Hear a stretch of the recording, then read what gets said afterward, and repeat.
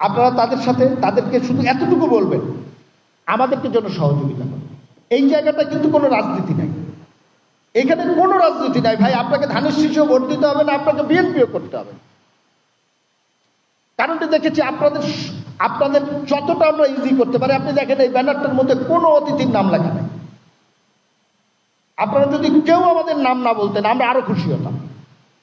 আপনি মুখে বলে তো কিছু হবে না, আপনার মনের কোনো কোনায় যদি একটুখানি জায়গা করে নিতে পারেন ওইটাই তো আমাদের প্রাপ্তি। আপনার মুখে বলানো আমাদের প্রাপ্তি না।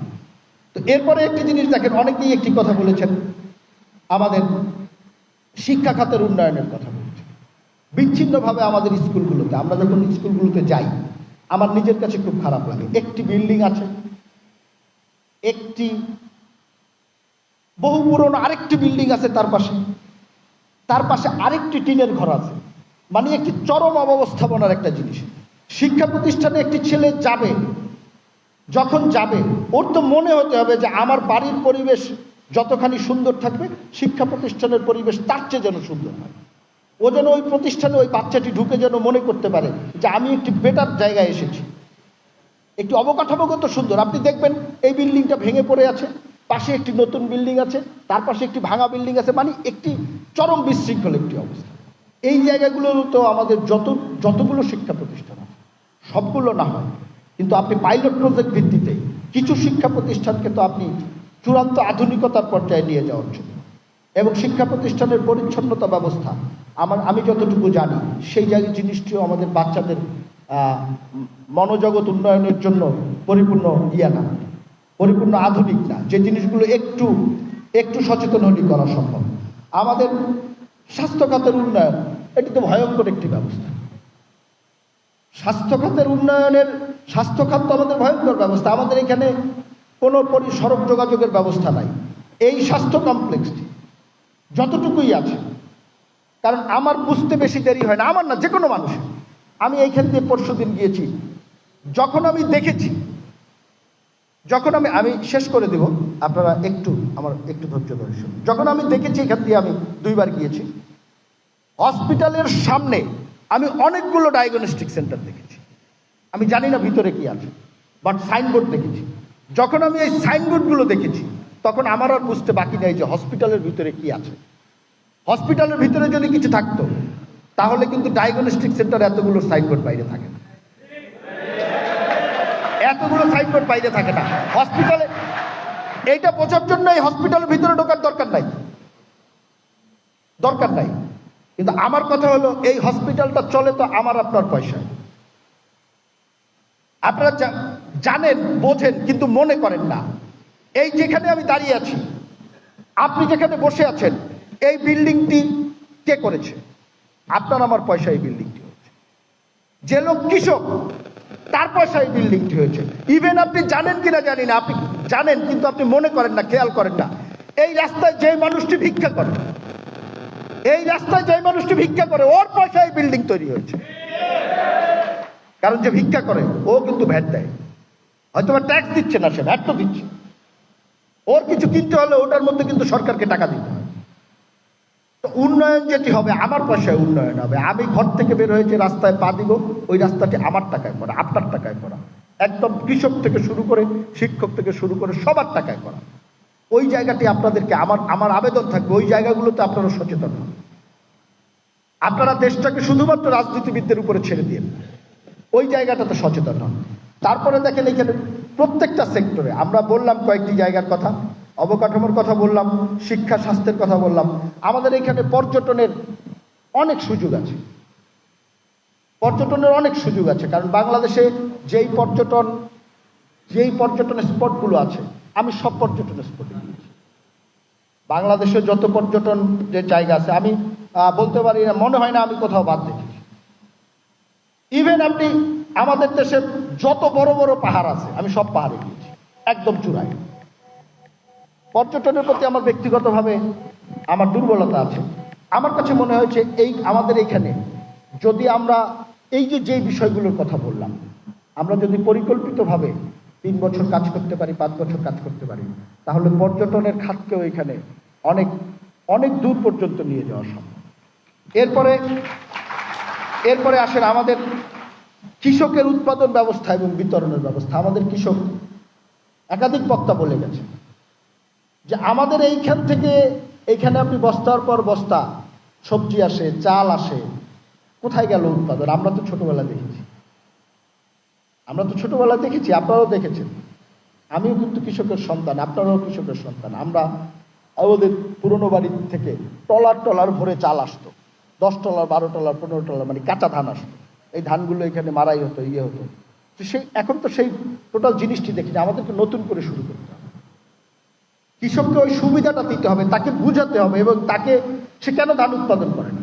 এখানে টুটুল ভাই বসা আছে, ওনার কিন্তু অনেক দায়ভার আছে। মানে দায়ভার আমি দায় দেওয়ার জন্য বলছি না, ওনার অনেক ভূমিকা থাকা উচিত সামনের, আমাদের এই মেহেন্দিগঞ্জের জন্য। সারা দেশে কাজ করেছেন, এখানে তো আমাদের হক আছে ওনাদের। কেন কৃষক ধান উৎপাদন করে না?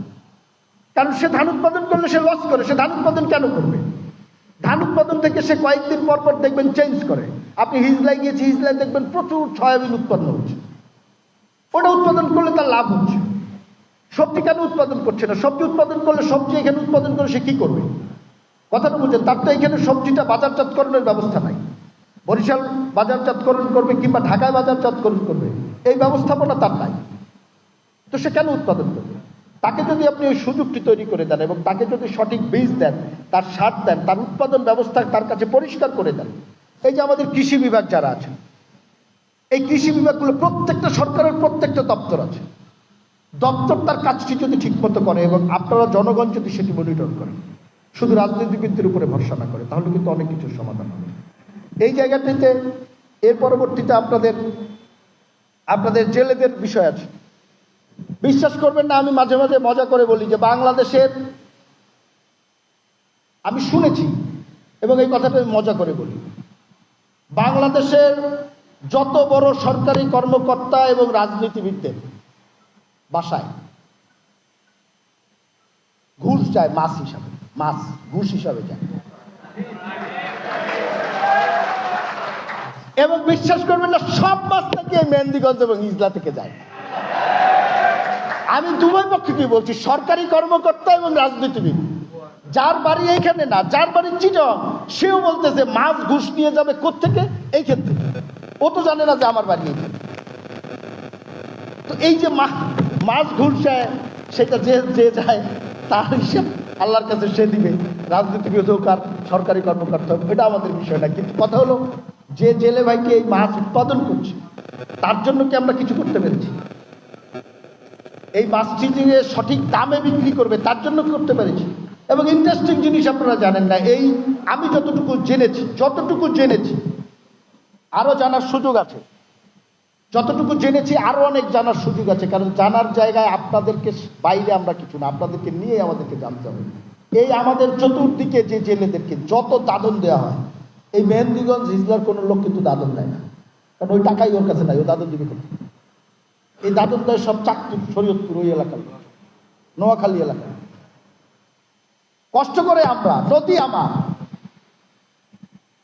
বৃষ্টি, রোদ, ঢেউ সবকিছুর মধ্যে কষ্ট করে আমাদের জেলেরা, আমাদের ভাইরা, মূল টাকাটা কিন্তু ওরা নিয়ে যাচ্ছে। এবং এই কারণে দেখবেন আমাদের বাজারে কিন্তু কোনো মাছ দেখবেন না। এই জিনিসগুলো বাইরে আসে না, কারণ ওরা তো যখন দাদন দেয় তখন তো আমরা শুনি যে দাদন দিচ্ছে কোটি কোটি টাকা, কেউ 20 কোটি, কেউ 25 কোটি, কেউ 50 কোটি, এরকম। তো এই যে এই জিনিসগুলো নিয়ে আমাদের কি করা যায়, এই প্রত্যেকটা জায়গায় আমাদেরকে কাজ করতে হবে। সহজ কথা, আমি একদম টোটাল জিনিসটা জিস্ট করে নিয়ে আসি। আমরা যেটা চাই, আমি ব্যক্তিগতভাবে যেটা চাই, আগামী নির্বাচনের আগে প্রত্যেকটা সেক্টরে আপনারা যারা আছেন, আপনাদের সাথে বসে আমরা কাজ করব। কাজ করে আমরা একটা রোড ম্যাপ তৈরি করব, অবশ্যই বিশেষজ্ঞদেরকে নিয়ে, তাদের স্বাক্ষরিত। কারণ আমি যদি বলি এটা করতে হবে, আরেকজন বলবে যে ভাই তুই তো বুঝিস না, তুই কেন বললি এটা, তুই তো গায়ের জোরে বলছিস না।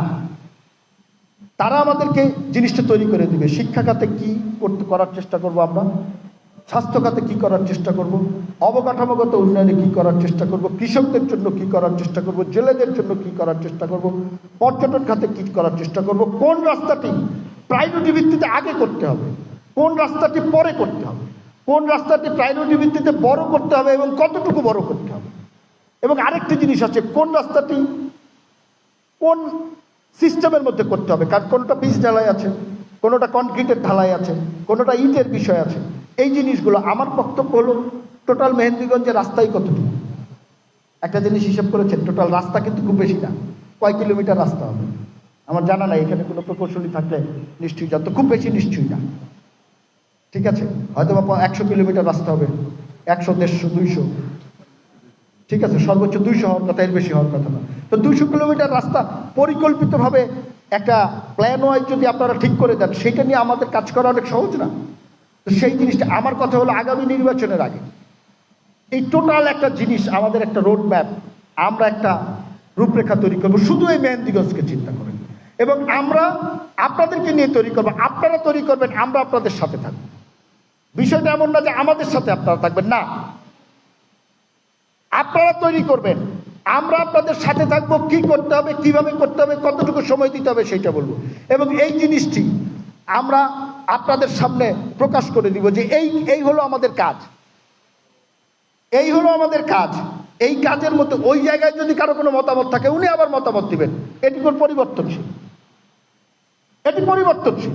আজকে আমরা একটা জিনিস তৈরি করলাম, এখন টুটুল ভাই থেকে বা এখানে আমার যে ভাই বলেছেন, আমাদের প্রেস ক্লাবের সভাপতি সাহেব বলেছেন, উনি একটা কথা বলেছেন, আসতেছি, কেউ যদি এসে বলেন যে না এই যেটা করেছেন এটার মধ্যে একটু ত্রুটি আছে, এইভাবে করে দেন, আমাদের কোনো অসুবিধা নাই, ওপেন করে দিব, ওই জায়গাটা নিয়ে আমরা কাজ করব। এই সময়টিকে আমরা কাজে লাগাতে চাই, যেদিন রাজনৈতিক সরকার ক্ষমতায় আসবে ওই দিন থেকে যেন আমরা আমাদের এই ভূখণ্ড, এই মাতৃভূমি, আমাদের এই জন্মস্থান এবং আমাদের সবার দাফনের স্থান, এই জায়গাটার জন্য আমরা যেন কিছু করে যেতে পারি সবাই মিলে। আমরা ওই জিনিসটি আমাদের কাছে থাকবে, আপনাদের কাছে থাকবে, আমরা দেখিয়ে দিব, এবং প্রত্যেক 3 মাস 4 মাস পর পর আমরা আপনাদেরকে নিয়ে আপনাদের সাথে আবার বসবো, আপনাদেরকে দাওয়াত দিব। আমরা আমাদের ব্যক্তিগত সম্পর্ক, পারিবারিক সম্পর্ক, রাজনীতি বাদ দেন, রাজনীতি সব জায়গায় করতে নেই, আমাদের এগুলো ডেভেলপ করবে, এবং ওইটার আমরা অ্যানালাইসিস করব যে আমরা যে 3 বছর মেয়াদী একটি পরিকল্পনা আমাদের বিশেষজ্ঞরা আমাদেরকে দিলেন, এইটার আমরা কতখানি এগুলাম বা কতখানি বাস্তবায়ন করতে গেলাম, এইটা যদি আমরা ধারাবাহিকভাবে করতে পারি, একবার একটা টার্ম যদি আমরা সবাই মিলে একসাথে কাজ করতে পারি, একটা সরকারের 5 বছর যদি সবাই মিলে কাজ করতে পারি, আগামী 20-30 বছর মেহেন্দিগঞ্জের উন্নয়নের জন্য নতুন করে কারো কথা বলার প্রয়োজন হবে আমার মনে হয়। এবং এই 20-30 বছর খুব আমরা এইখানে যারা আছি সবাই আমরা আল্লাহর দরবারে চলে যাবো ওর পরে, স্বাভাবিকভাবে যদি আমাদের হায়াত থাকে, যে কোনো সময় যে কেউ চলে যেতে পারে, কিন্তু স্বাভাবিকভাবে হায়াত থাকলেও কিন্তু আমরা ওই সময়টা কিন্তু মানুষ যেন আমাদের কথা বলে যে না এরা এখানে, আমি এককভাবে, বিএনপি এককভাবে না, এই যে একটি পরিকল্পনা, আমরা আপনাদের কাছে বারবার যাব, আপনারা আমাদেরকে সহযোগিতা করবেন, এবং অন্য যারা আছে তাদেরকেও বলবেন যে আমাদেরকে সহযোগিতা করার জন্য, আপনাদের সাথে নিয়ে আমরা এই কাজটি করবো, এবং এই জিনিসটি প্রকাশ্য থাকবে। আপনি যেন আমাকে বলতে পারেন যে আপনাকে আমি এই কাজ ধরিয়ে দিয়েছিলাম, আজকে 2 বছর হয়ে গেছে, আপনার তো কোনো অগ্রগতি পাইনি, আপনাকে আমি এইটা অগ্রাধিকার ভিত্তিতে এই রাস্তার কথা বলেছিলাম, এইটা না হয়ে আপনি ওই দিকে গেলেন কেন, আপনার বাড়ির দিকে, এই কথা যেন আপনি আমাকে বলতে পারেন, সেই সুযোগ, সেই পরিবেশ তৈরি করে দিব। আমাদের বিএনপির সভাপতি বলেছেন আমরা দরজা জানলা সব খুলে দিয়েছি আপনাদের জন্য, কোনো গোপনীয়তা নাই, কোনো আবদ্ধতা নাই, কোনো আবদ্ধতা নাই। আমার প্রথম যে ভাই সামনে বসাবো বক্তব্য দিয়েছেন, কয়েকটি কথা বলে গেছেন, ওনার বাড়ি উলানিয়া, ওনার বাড়ি ওইখানের কিছু বিষয় বলে গেছেন, কথা তো পুরোপুরি মিথ্যা বলেন নাই, কথা তো সব মিথ্যা না, অসত্য না, ওনার পারসেপশন যেটি এটিই সঠিক। কিছু মানুষ বিভ্রান্তি ছড়াচ্ছে, কিছু মানুষ বিএনপির নাম ভাঙিয়ে কিছু কাজ করছে, এবং এর সাথে কোনো না কোনোভাবে প্রকাশ্যে না হলো পেছন দিয়ে গোপনে কোনো না কোনোভাবে বিএনপির কোনো না কোনো নেতৃবৃন্দের যোগসাজশ আছে, নিশ্চয়ই সবার না, কারো না কারো আছে। এই যে কথাটি উনি বলেছেন, ওনার কথাটা বলার জন্য এই মঞ্চটা তৈরি করা হয়েছে। আপনারা রাজনীতিবিদদেরকে কেন বলছেন না? রাজনীতিবিদরা আপনাদের বাইরে কিছু না, আপনারা বলবেন, আপনারা যখনই বলবেন তখনই কিন্তু সংশোধন হবে, কেউ 100% হবে, কেউ 80% হবে, কেউ 60% হবে, হতে সে বাধ্য। কারণ এই 24-এর গণ অভ্যুত্থান সেই জিনিস তৈরি করে দিয়েছে। আমি এইখানে যারা আছেন আপনাদেরকে অনুরোধ করবো, আপনারা বলবেন, ব্যক্তিগতভাবে বলবেন এই মিটিংগুলো আমরা কিছুদিন পর পর অ্যারেঞ্জ করবো। আপনারা যদি আমাদেরকে সাহস দেন এই মিটিং অ্যারেঞ্জ করবো, একদিন 3 ঘন্টা মিটিং করবো, খাবো, আড্ডা দিব, গল্প করবো, তারপরে বাসায় যাবো। এই জায়গাগুলোতে স্পেস তৈরি করে দিব। আপনারা বলবেন, বলতে হবে তো। আপনি যদি না বলেন আমি কিভাবে শুধরাবো? আপনি যদি না বলেন যারা নেতৃত্বে আছে তারা কিভাবে নিজেদেরকে সঠিক করবে?